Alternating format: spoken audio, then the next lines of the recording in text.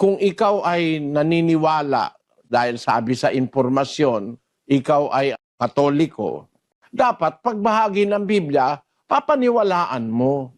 Halimbawa, nasa Biblia, huwag kayong mananalangin ng paulit-ulit. Nakasulat sa Biblia. 6:7 ng Mateo.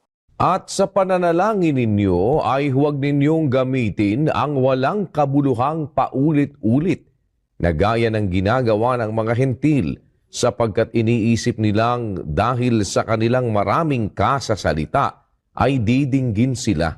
Huwag nga kayong magsigaya sa kanila sapagkat talastas ng inyong Ama ang mga bagay na inyong kinakailangan bago ninyo hingin sa Kanya. Nasa Biblia yan.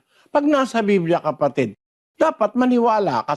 Kasi bago pa lumitaw ang Iglesia Katolika, nakaipon na ang Biblia. Panahon pa ni Timoteo